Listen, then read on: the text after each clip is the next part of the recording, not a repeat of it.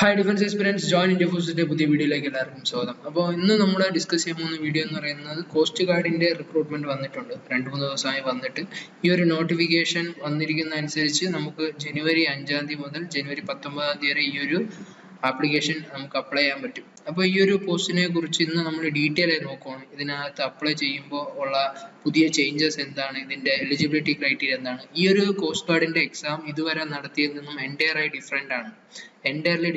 ഈ ഒരു exam conduct ചെയ്യുന്നത് CDAC ആണ് എയർഫോഴ്സിന്റെ XY എക്സാംസും അഫ്കാറ്റ് എക്സാംസും ഒക്കെ കണ്ടക്ട് ചെയ്യുന്ന ഒരു സെൻട്രലൈസ്ഡ് ഏജൻസിയാണ്. അവരാണ് ഈ ഒരു എക്സാംസ് കണ്ടക്ട് ചെയ്തത്. ഇതിന് മുമ്പാണെന്നുണ്ടെങ്കിൽ കോസ്റ്റ് ഗാർഡ് അവർ തന്നെയായിരുന്നു എക്സാം കണ്ടക്ട് ചെയ്തത്. അതിനകത്ത് ഒരുപാട് ലൂപ്പും ഒക്കെ പ്രശ്നങ്ങളുണ്ടായിരുന്നു. ഒരുപാട് പേർക്ക് അപ്ലൈ ചെയ്യാനൊന്നും പറ്റിയില്ല. പക്ഷേ ഇപ്പോൾ ഈ ഒരു കോസ്റ്റ് ഗാർഡിന്റെ ഇപ്പോൾ വന്നിരിക്കുന്ന തൊട്ട് ഇനിയുള്ള എല്ലാ റിക്രൂട്ട്മെന്റുകളും ഈ ഒരു CDAC ആയിരിക്കും.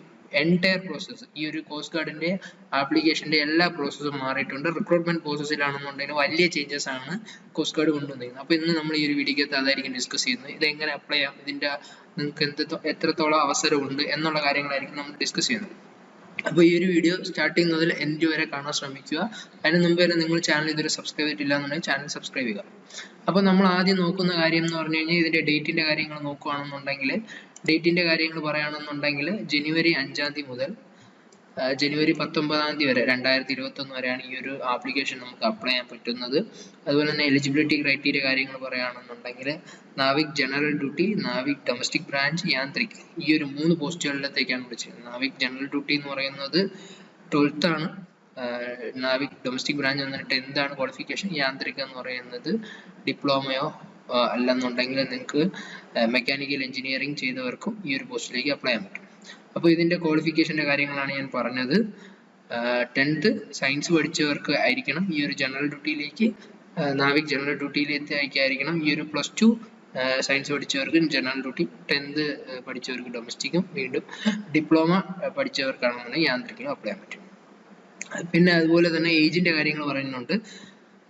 ഓഗസ്റ്റ് 1, 1999 അതുപോലെ തന്നെ 31 ജൂലൈ 2003 ഇടയിൽ ജനിച്ചവർക്കായിരിക്കണം ഈ ഒരു യാന്ത്രിക്കും ജനറൽ ഡ്യൂട്ടി പോസ്റ്റുകളിലേക്ക് അപ്ലൈ ചെയ്യാൻ പറ്റുന്നത്. അതുപോലെ തന്നെ ഈ ഒരു നാവിക് DB ഡൊമസ്റ്റിക് ബ്രാഞ്ചിലേക്കാണെന്നുണ്ടെങ്കിൽ ഒക്ടോബർ 1999 മുതൽ 30 സെപ്റ്റംബർ 2003 വരെ ഉള്ളവർക്ക് ഈ ഒരു ഡൊമസ്റ്റിക് ബ്രാഞ്ചിലേക്ക് അപ്ലൈ ചെയ്യാം.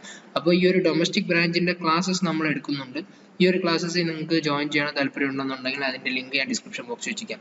കഴിഞ്ഞ ഡൊമസ്റ്റിക് ബ്രാഞ്ച് എക്സാംസിന് നമ്മളെ ക്ലാസ് അറ്റൻഡ് ചെയ്ത് കുറേ പേരുണ്ടായിരുന്നു. അവർക്ക് എക്സാംസ് എളുപ്പമായിരുന്നു എന്ന് പറഞ്ഞു.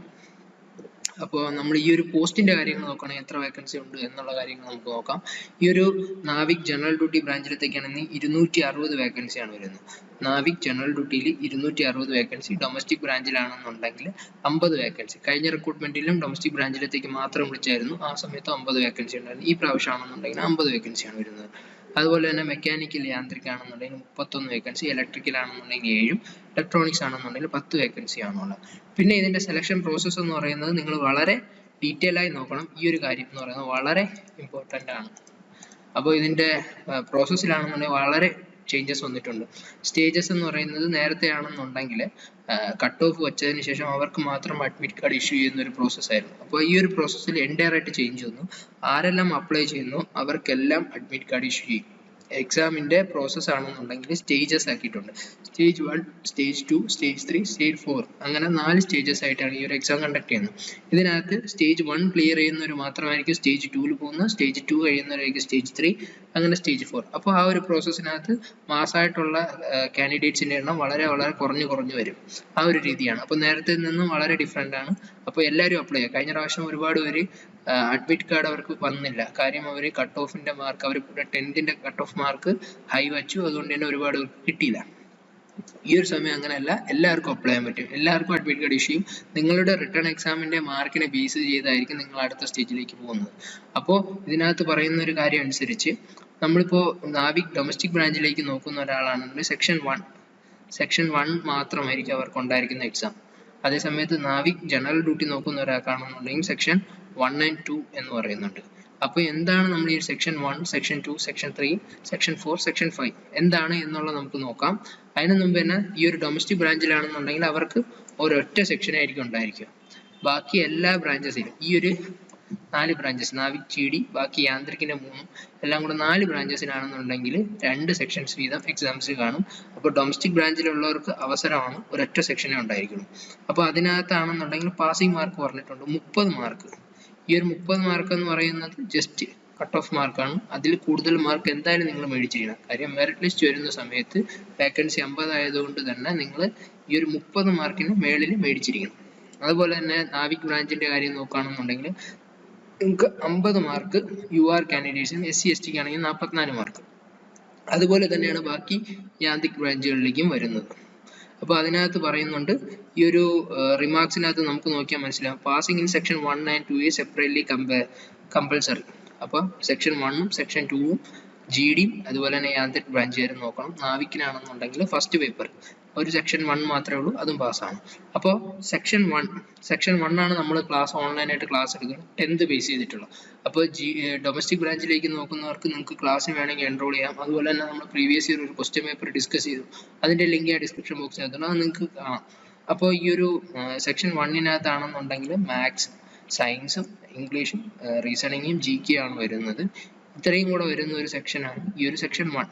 അപ്പോൾ സെക്ഷൻ 1 എല്ലാ പേപ്പേഴ്സിലും നമ്മൾ Navik, general duty, domestic branch, Yantrik, അതുപോലെ തന്നെ എല്ലാ പോസ്റ്റിനത്തേക്കും സെക്ഷൻ 1 മാൻഡേറ്ററി ആണ്. അപ്പോൾ 10th ലെവലിൻ്റെ എക്സാം എല്ലാവർക്കും കമ്പൽസറി ആണ്. അപ്പോൾ അത് നിങ്ങൾക്ക് പഠിക്കണമെന്നുണ്ടെങ്കിൽ നമ്മുടെ ക്ലാസ് ഉണ്ട്, അത് നിങ്ങൾക്ക് ജോയിൻ ചെയ്യാം. ഓൺലൈൻ കോഴ്സാണ്, അതിനകത്ത് നിങ്ങൾക്ക് ജോയിൻ ചെയ്ത് പഠിക്കാം. അപ്പോൾ സെക്ഷൻ 2-നകത്താണെന്നുണ്ടെങ്കിൽ +2 ലെവലിലേക്ക് പോവുകയാണ്. അതിനകത്ത് മാത്സും ഫിസിക്സും ആണ് വരുന്നത്. സെക്ഷൻ 3 എന്ന് പറയുന്നത് ഇലക്ട്രിക്കൽ എഞ്ചിനീയറിംഗ് ആണ്. സെക്ഷൻ 4 എന്ന് പറയുന്നത് ഈ ഒരു പേപ്പേഴ്സ് എന്ന് പറഞ്ഞാൽ സ്പെഷ്യലൈസ് ചെയ്തിരിക്കുന്ന യാന്ത്രിക്, മെക്കാനിക്കലിനും ഇലക്ട്രോണിക്സിനും അതുപോലെ തന്നെ ഇലക്ട്രിക്കലിനും വേണ്ടിയുള്ള പേപ്പേഴ്സാണ്. അപ്പോൾ സെക്ഷൻ 1 വളരെ ഇമ്പോർട്ടൻ്റ് ആണ്. എല്ലാവരും ഈ ഒരു സെക്ഷന് വേണ്ടി നല്ല രീതിയിൽ പ്രിപ്പയർ ചെയ്യുക. അപ്പോൾ ഇതാണ് ഈ ഒരു റിട്ടേൺ എക്സാമിൻ്റെ കാര്യം പറയുകയാണെങ്കിൽ. ഇനി അടുത്ത സ്റ്റേജ് 2ലേക്ക് പോകുമ്പോൾ എന്ന് പറയുമ്പോൾ നിങ്ങളുടെ റിട്ടേൺ എക്സാമിൻ്റെ ബേസ് ചെയ്ത് as per the performance in the computer based online examination. നിങ്ങൾ വീണ്ടും ഓർക്കുക, ഈ ഒരു എക്സാം എന്ന് പറയുന്നത്, റിട്ടേൺ എക്സാം എന്ന് പറയുന്നത് ഓൺലൈൻ ആയിരിക്കും. ഒരു കാരണവശാലും ഇതിന് മുമ്പൊക്കെ ആണെന്നുണ്ടെങ്കിൽ എക്സാംസ് കണ്ടക്ട് ചെയ്യുന്നതാണെന്നുണ്ടെങ്കിൽ റിട്ടേൺ ആയിരുന്നു, അത് മാറി ഇനി തൊട്ട് ഓൺലൈൻ ബേസ് ആയിരിക്കും എക്സാംസ്. ഞാൻ പറഞ്ഞല്ലോ ആദ്യമേ CDAC ആണ് ഈ എക്സാംസ് കണ്ടക്ട് ചെയ്യുന്നത്, അതുകൊണ്ട് തന്നെ എൻ്റെ പ്രോസസ് ചേഞ്ച് ചെയ്തിട്ടുണ്ട്.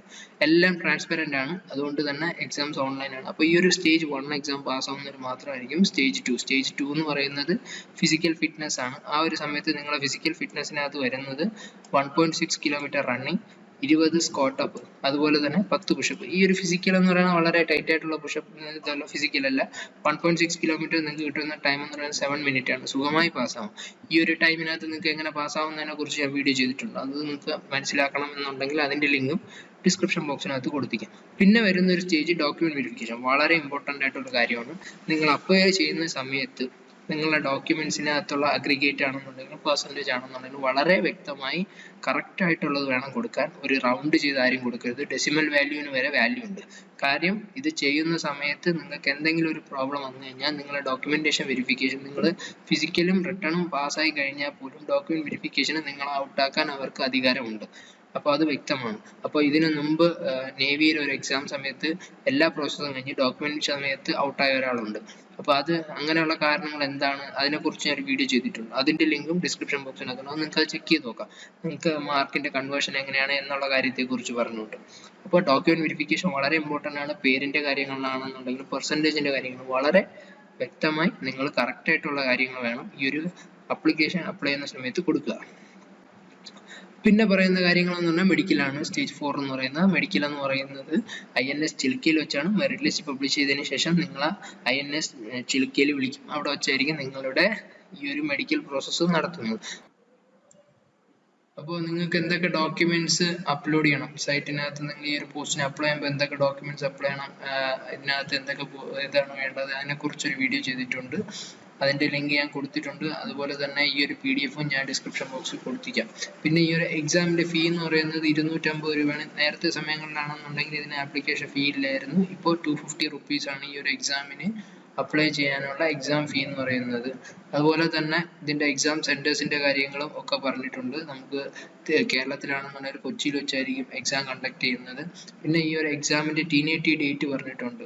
നാവിക് GD ജനറൽ ഡ്യൂട്ടി പോസ്റ്റിലെത്തുകയാണെന്നുണ്ടെങ്കിൽ സ്റ്റേജ് 1 എന്ന് പറയുന്നത് മാർച്ച് അവസാനത്തോടെ കാണും എന്ന് പറയുന്നുണ്ട്. അതുപോലെ തന്നെ ഡൊമസ്റ്റിക് ബ്രാഞ്ച് ആണെന്നുണ്ടെങ്കിൽ മാർച്ച് അവസാനം. എല്ലാ എക്സാംസും മാർച്ച് മാസത്തിൽ തന്നെ കാണും. ഈ ഒരു 2021 മാർച്ചിൽ തന്നെ സ്റ്റേജ് 1 എക്സാം കാണും. സ്റ്റേജ് 1 കഴിഞ്ഞ് കഴിഞ്ഞാൽ പിന്നെ നിങ്ങൾക്ക് ഫിസിക്കലും അതുപോലെ തന്നെ മെഡിക്കലും ആണ് വരുന്നത്. അപ്പോൾ സ്റ്റേജ് 1 എന്ന് പറയുന്ന മാർച്ചിലും അതുപോലെ തന്നെ മെയ്യോട് കൂടി തന്നെ സ്റ്റേജ് 2ഉം കാണും. അങ്ങനെ ആയിരിക്കും ഈ ഒരു നിങ്ങളുടെ എക്സാംസിന്റെ ഡേറ്റ് എന്ന് പറയുന്നത്. പിന്നെ ഡോക്യുമെന്റ്സിന്റെ കാര്യങ്ങൾ ഞാൻ നേരത്തെ പറഞ്ഞ പോലെ എല്ലാ ഡോക്യുമെന്റ്സ് അതിനെക്കുറിച്ച് ഞാൻ ഡീറ്റെയിൽ ആയ ഒരു വീഡിയോ ചെയ്തിട്ടുണ്ട്. അതിന്റെ ലിങ്ക് ഡിസ്ക്രിപ്ഷൻ ബോക്സിനകത്ത് കൊടുത്തിട്ടുണ്ട്. അപ്പോൾ ഇത്രയും കാര്യങ്ങളാണ് നിങ്ങളുടെ അടുത്ത് മെയിൻ ആയിട്ട് പറയണം എന്നുണ്ടായിരുന്നത്. ഈ കാര്യങ്ങൾ വളരെ ഇമ്പോർട്ടൻ്റ് ആയിട്ടുള്ള കാര്യമാണ്. നിങ്ങൾ ഈ ഒരു വീഡിയോ മാക്സിമം ഫ്രണ്ട്സിന് ഷെയർ ചെയ്ത് കൊടുക്കുക, ഇതിനെക്കുറിച്ചുള്ള കാര്യങ്ങളും എല്ലാ കാര്യങ്ങളും. അപ്പോൾ ഈ വീഡിയോ നിങ്ങൾക്ക് ഇഷ്ടപ്പെട്ടിട്ടുണ്ടെങ്കിൽ തീർച്ചയായും വീഡിയോ ലൈക്ക് ചെയ്യുക. പിന്നെ അതുപോലെ തന്നെ നിങ്ങൾക്ക് എന്തെങ്കിലും ഡൗട്ട്സ് ഉണ്ടെന്നുണ്ടെങ്കിൽ നിങ്ങൾക്ക് കമന്റ് ബോക്സിനകത്ത് കമന്റ് ചെയ്യാം. അതുപോലെ തന്നെ നിങ്ങൾക്ക് പേഴ്സണലായിട്ട് ചോദിക്കണമെന്നുണ്ടെങ്കിൽ ഇൻസ്റ്റാഗ്രാം ലിങ്ക് വെച്ചിട്ടുണ്ട്, അതുവഴി നിങ്ങൾക്ക് ഇൻസ്റ്റാഗ്രാമിനകത്തും ജോയിൻ ചെയ്യാം. പിന്നെ നമ്മുടെ ടെലഗ്രാം ചാനലിലേക്ക് ജോയിൻ ചെയ്യണം എന്നുള്ളൊരു ടെലഗ്രാം ഗ്രൂപ്പിന്റെ ലിങ്കും അവിടെ കൊടുത്തിട്ടുണ്ട്, അതുവഴി നിങ്ങൾക്ക് ടെലഗ്രാം ഗ്രൂപ്പിലും ജോയിൻ ചെയ്യാം. ജയ് ഹിന്ദ്.